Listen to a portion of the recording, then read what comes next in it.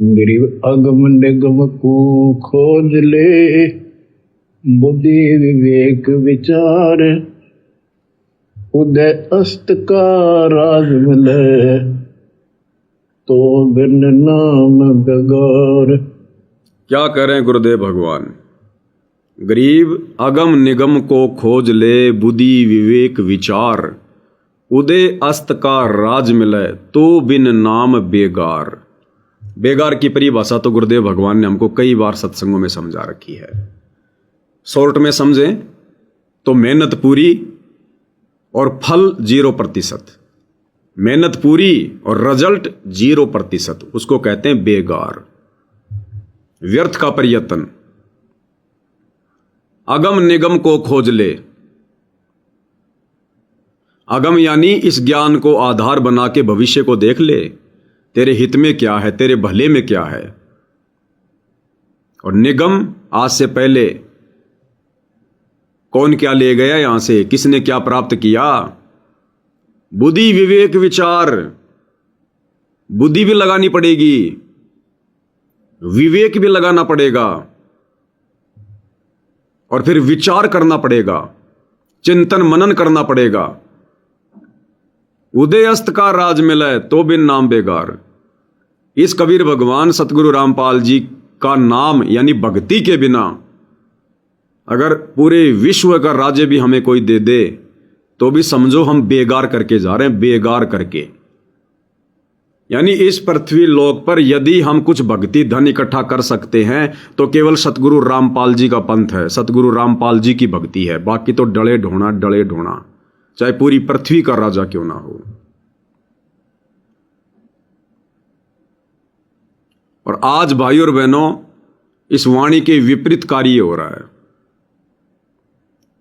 गुरुदेव भगवान कह रहे हैं उदय अस्त का राज मिले, तो बिन नाम बेगार। आज हमें भक्ति मिल गई, भगवान मिल गया, यहां से बाहर निकलने का रास्ता मिल गया, जो रास्ता अति दुर्लभ है। उसके बावजूद भी सतगुरु रामपाल जी के 90% वो भगत जो साध संगति से ना जुड़कर सतलोक आश्रम वालों की कुसंगति में पड़े हुए हैं, बेचारे सुबह से लेकर शाम तक बेगार कर रहे हैं, बेगार। वो इसलिए कह रहा हूं क्योंकि जो भक्ति ये कर रहे हैं वो भक्ति तो शास्त्र अनुकूल है, वो भक्ति तो सतगुरु रामपाल जी ने दी है, लेकिन उस भक्ति को ये मर्यादाओं में रहकर नहीं कर रहे, क्योंकि मर्यादा किसी की सुरक्षित है ही नहीं। मर्यादा सबकी कोऑर्डिनेटरों ने, नामदान संचालकों ने, सतगुरु रामपाल जी के काल प्रेरित कलयुगी परिवार ने तुड़वा रखी है, और ऐसी तुड़वा रखी है कि शायद अब जुड़ना मुश्किल है। तो वो शास्त्र अनुकूल भक्ति करते करते भी इनके पुण्य नहीं बनेंगे, मोक्ष में वो भक्ति जमा नहीं होगी। तो एक तो ये बेगार हो रही है, और दूसरी बेगार जग जाहिर है सार्वजनिक तौर पर ये कर रहे हैं। गुरुदेव तो हमें यहां तक कहते हैं कि बच्चों, आप ये दीक्षा मिलने के बाद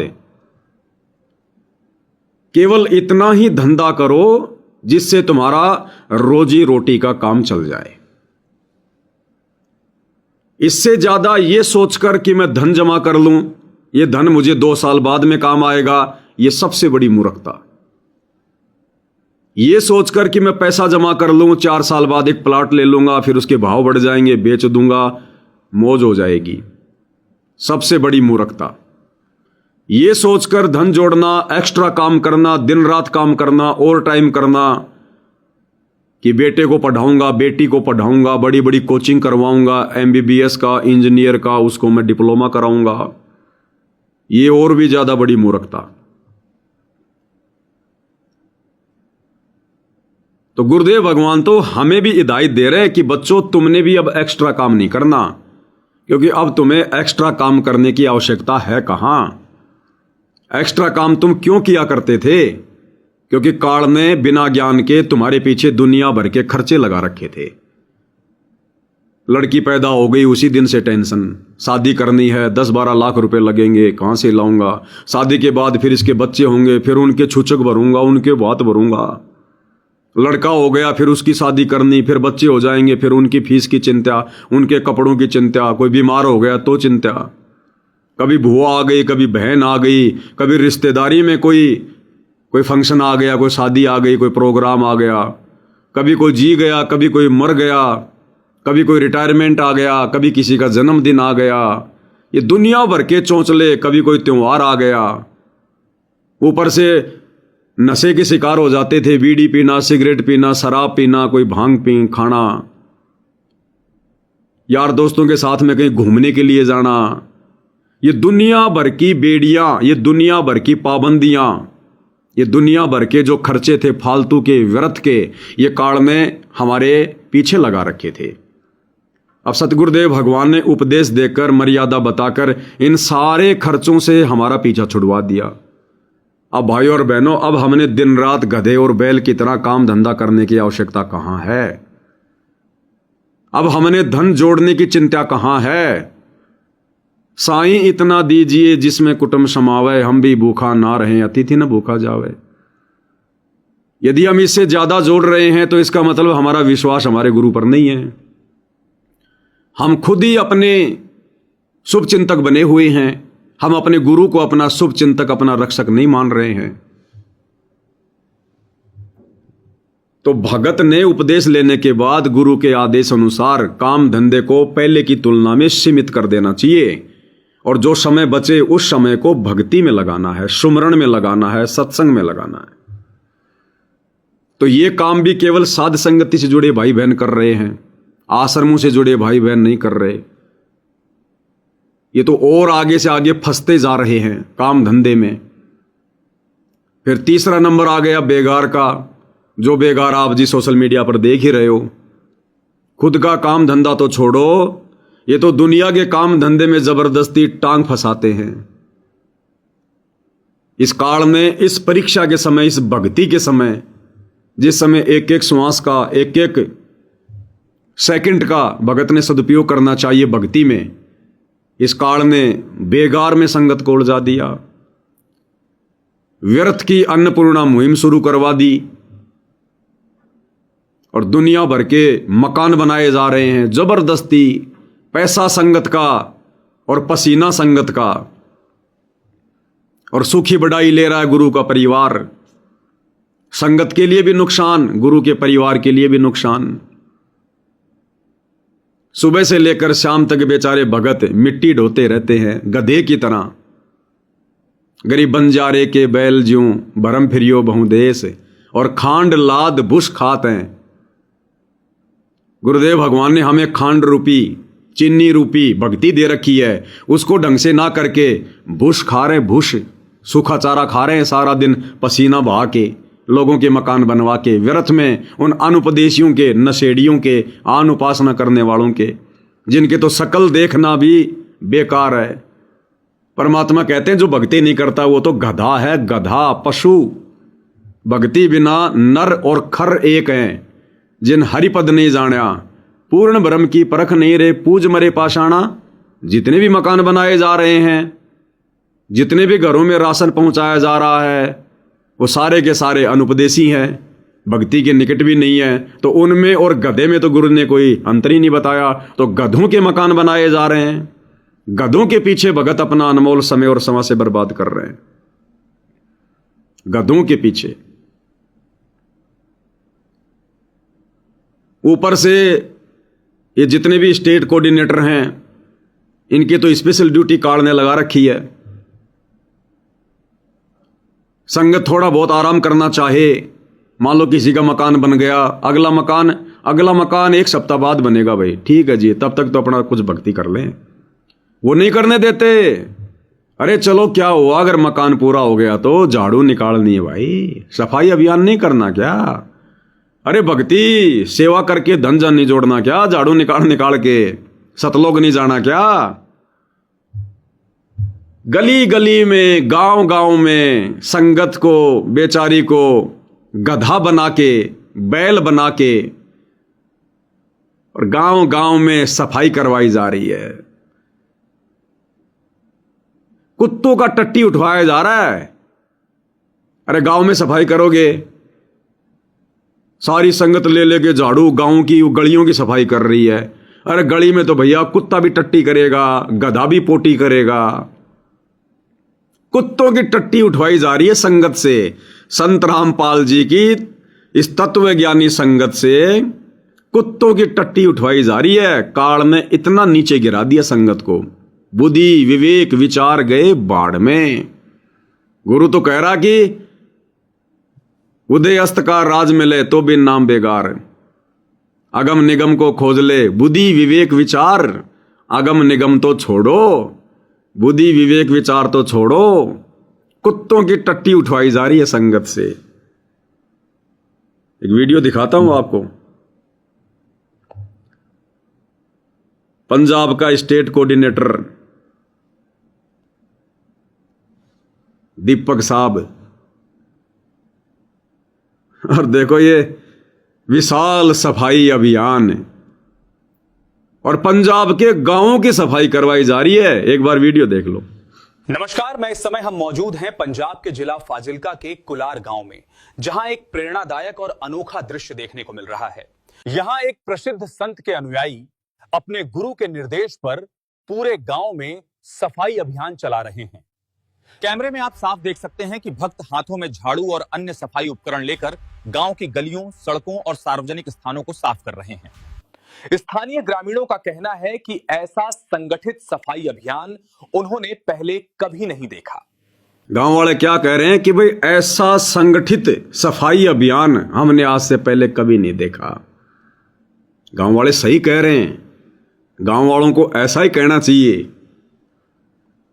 उन गांव वालों को पता है, और विशेषकर जो पंजाब में सफाई अभियान चल रहा है संत रामपाल जी के इन तत्वज्ञानी भक्तों का, तो पंजाब में तो हर गांव वालों को पता है कि ये बाबा रामपाल वालों ने तो अभी अभी झाड़ू हाथ में ली है। और बाबा राम रहीम के भगत तो ना जाने कितने वर्षों से गांव गांव में जाकर, शहर शहरों में जाकर, बसों में जा जाकर और गांव नगर कॉलोनी सबकी सफाई करते हैं, सबकी सफाई। तो गांव वालों को पता है कि बाबा रामपाल से पहले तो राम रहीम वाले आते हैं। अरे हम क्यों कहें, अच्छा है ना हमारे गांव की सफाई हो रही है। ये कुत्तों का टट्टी बहुत ज्यादा हो गया था, अच्छा है ना इनकी सफाई हो रही है। तो गांव वाले तो भैया महिमा गाएंगे फोकट में, झूठी महिमा सफाई करवाने के लिए। अरे सरपंच अगर सफाई करवाएगा तो पैसा लगेगा, विधायक सफाई करवाएगा पैसा लगेगा, गांव वाले सफाई करेंगे मेहनत लगेगी। तो वो तो बड़ाई करेंगे आपकी कि बहुत अच्छी बात है, करो सफाई।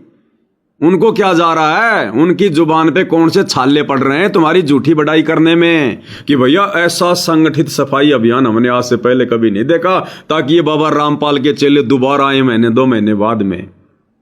फिर से जो कुत्तों का जो टट्टी वट्टी थोड़ा जमा हो जाएगा ना, तो फिर से बाबा रामपाल के चेले आ जाएं टट्टी उठाने के लिए। अरे गांव वाले बड़ाई क्यों नहीं करेंगे, गांव वालों को तो बढ़िया काम हो रहा है, बैठे बैठे सफाई हो रही है। ये तो इन मूर्खों को विचार करना चाहिए, संगत को विचार करना चाहिए। अरे इस गांव में तुम कब गए सफाई करने, जिंदगी में तुम पहली बार गए हो। ये गांव कोई 100-150 साल से होगा, आज से पहले तुम सफाई करके आ रहे थे क्या वहां पर? इन मूर्खों को विचार नहीं है इनको। ऐसे काल बेगार करवा रहा है, ऐसे। यहां एक प्रसिद्ध संत के अनुयायी अपने गुरु के निर्देश पर पूरे गांव में सफाई अभियान चला रहे हैं। यह पहल साफ संदेश देती है कि अगर हर व्यक्ति अपने कर्तव्यों को समझे तो हमारा समाज स्वच्छ और सुंदर बन सकता है।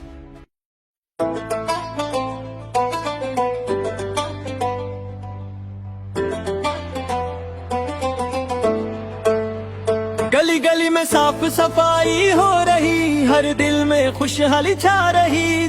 बुजुर्ग जवान सब साथ आए, सेवा की जोत जला रही। ना कोई छोटा ना बड़ा, यहाँ सब मिलकर कर रहे काम। संत रामपाल जी की कृपा से रोशन हो रहा कुलार गाँव जी। कुलार में सफाई अभियान चला है जी, संत रामपाल जी का नाम बड़ा है जी। कुलार में सफाई अभियान देखा, मूर्खों ने गाने तक बना दिए, गाने तक बना दिए। बताओ, उस गांव में घंटे 2 घंटे झाड़ू निकालनी थी और पहले जाने से पहले गाना तक बना दिया। भाई और बहनों, ये इतिहास बन रहा है, इतिहास। ये इतिहास लिखा जाएगा कि धरती पर सबसे ज्यादा मूर्ख संगत किस संत की हुई। सतगुरु रामपाल जी का नाम आएगा, सतगुरु रामपाल जी का नाम। सबसे मूर्ख शिष्य यदि धरती पर हुए हैं आज से पहले या आज, केवल सतगुरु रामपाल जी के भगत। अरे राम रहीम के भगत, आसाराम के भगत, निरंकारी पंथ वाले, जय गुरुदेव पंथ वाले, अरे ये तो इस प्रकार के धक्के खा सकते हैं क्योंकि इनके गुरुओं के पास संगत को देने के लिए कोई भक्ति नहीं है, 5 यज्ञ नहीं है, यथार्थ सुमरण नहीं है, त्रिकाल संध्या नहीं है। तो बाकी संतों के भगत तो धक्के खा सकते हैं इस प्रकार की सेवा में। अरे सतगुरु रामपाल जी ने कौन सी कमी छोड़ रखी है? अगर आप ढंग से सतगुरु रामपाल जी की भक्ति मर्यादा में रह के करना शुरू कर दो, मैं कहता हूं आपको मुश्किल से घर से बाहर निकलने का समय मिलेगा, इतना भी समय नहीं बचेगा आपके पास में। ऐसी भक्ति सतगुरु रामपाल जी ने हमें दे रखी है, सुबह से लेकर शाम तक शेड्यूल बनाकर। आप अगर आधा घंटा भी कहीं जाओगे तो 20 बार सोचोगे। और यहां क्या हो रहा है? काल बिल्कुल बेगार करवा रहा है, बुद्धि पे बैठा, बिल्कुल बुद्धि पे, छोड़ूंगा नहीं। बड़ी मुश्किल से पकड़ में आए हो और ढंग से रगड़ रहा, ढंग से कुत्तों का टट्टी उठवा रहा है, कुत्तों का टट्टी। ये सेवा करके ये सतलोक जाना चाह रहे हैं, ये सेवा करके लाख जन्म धक्के खाते रहना, सतलोक मिलेगा सतगुरु की सेवा से। ये तो तुम कुत्तों की सेवा कर रहे हो, तुम कुत्तों का टट्टी उठा रहे हो। ये तो तुम उन गांव वालों की सेवा कर रहे हो, गांव वालों की सेवा से तुम्हें सतलोक मिलेगा। उन अनुपदेशियों की सेवा से, नशेड़ियों की सेवा से। कितने लोगों ने बीड़ी पी के बीड़ी के वो टोटके फेंक रखे हैं, किसी ने सिगरेट का फेंक रखा है, किसी ने पान मसाला खा के वो थैली फेंक रखी है, किसी ने शराब पी के वो पौआ फेंक रखा है। पर नादानो, तुम सतगुरु के भगत होकर और तुम लोगों की बेगार कर रहे हो, गंदगी उठा रहे हो। तुम्हें अपनी कीमत का नहीं पता, तुम्हें सतगुरु की भक्ति का एहसास नहीं। तुम्हें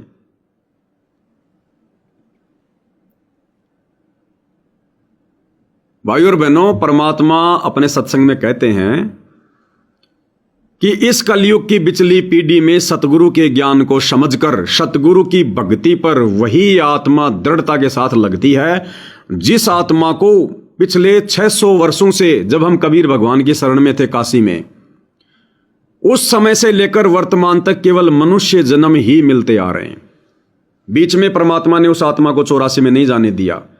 केवल वही आत्माएं जिनको बारंबार मनुष्य जन्म मिलते आ रहे हैं, क्योंकि मनुष्य जन्म मिलने से परमात्मा हर जन्म में उसको मिले, थोड़ी थोड़ी भक्ति दी और वो रिचार्ज होता रहा, उसके अंदर वो भाव बने रहे, उसके अंदर वो चेतना, वो सद्बुद्धि वो बनी रही।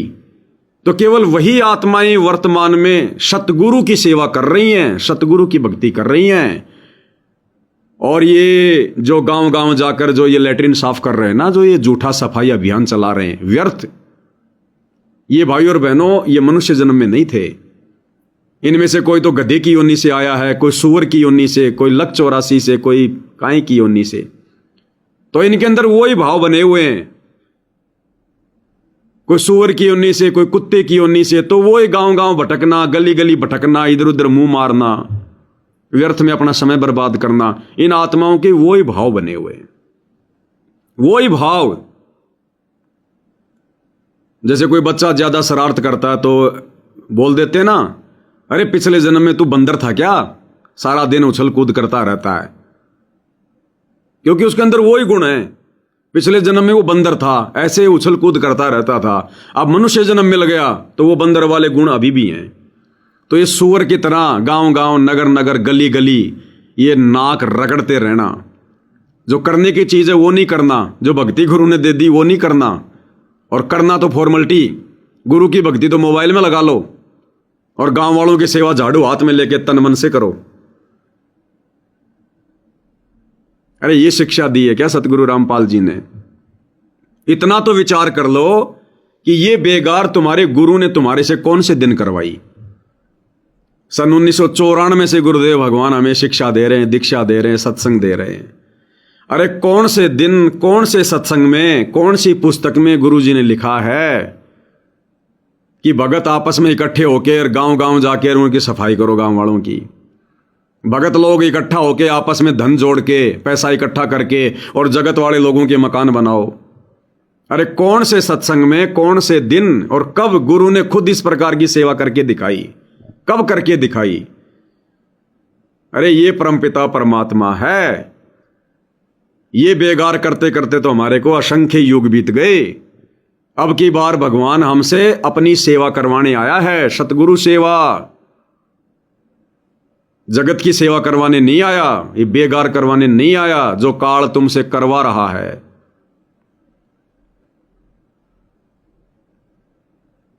तो बताओ भाई और बहनों, परमात्मा जी अपनी वाणी में यही तो कह रहे हैं कि अगम निगम को खोज ले और बुद्धि विवेक विचार, भाई उदय अस्त का राज मिले तो बिन नाम बेगार। और आश्रम वालों को नाम मिल गया, भक्ति मिल गई, गुरु मिल गया, उसके बाद ये बेगार कर रहे हैं। फुटे भाग इनके, कहां ठिकाना है इनका?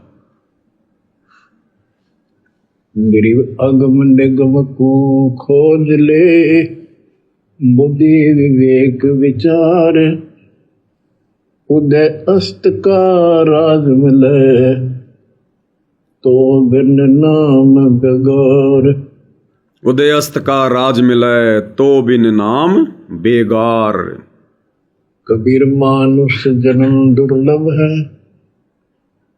मिले न बारंबार,